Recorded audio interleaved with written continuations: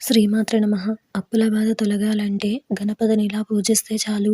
పూర్వం రోజుల్లో ఎవరో పేదవారు కానీ అప్పుల బాధల్లో ఉండేవారు. ఎందుకంటే వారు పొదుపుగా ఉన్న దానిలో సర్దుకుపోయేవారు. కానీ ఈ మధ్య కాలంలో మాత్రం ప్రతి ఒక్కరూ ల్యాండ్ లోన్ అంటూ, హౌస్ లోన్‌లలో, పర్సనల్ లోన్‌లంటూ రుణాలను చేసి తగిన సమయంలో చెల్లించలేక అప్పుల వారిని ఇంటి మీదకి తెచ్చుకుంటూ ఉంటారు. తీరా పరిస్థితి చేదాటిన తర్వాత వీటిని ఎలా తొలగించుకోవాలి అని బెంగపడుతూ ఉంటారు. ఇంకా చెప్పాలంటే కొంతమంది ఆత్మహత్యకు కూడా పాల్పడుతుంటారు.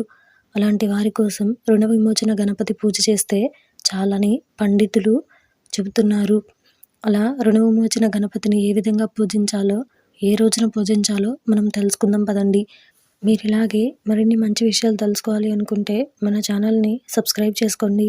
అలాగే ఈ వీడియోని ఒక లైక్ చేయండి. మీ ఫ్రెండ్స్ అండ్ ఫ్యామిలీ మెంబర్స్‌కి షేర్ చేయండి.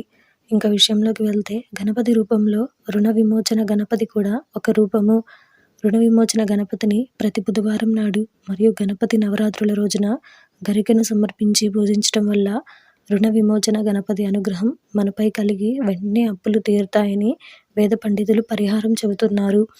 ఈ పూజ కోసం అది బుధవారం నాడు ఉదయాన్నే లేచి ఇల్లు వాకిలి శుభ్రం చేసుకుని గణపతికి ఎంతో ఇష్టమైన గరికను మరియు పూలను సమర్పించి గం గం గణపతయే నమః, రుణ విమోచన గణపతయే నమః మంత్రాన్ని జపించాలి.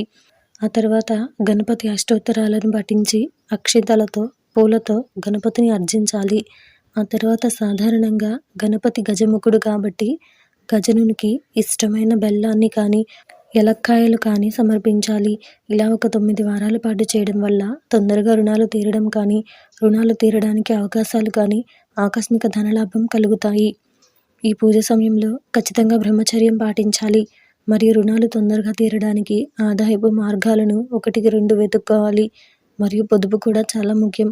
మీరు కూడా ఇలా రుణ సమస్యలతో బాధపడుతూ ఉంటే వెంటనే రుణ విమోచన గణపతిని పూజించి అప్పుల బాధలను తొలగించుకోండి.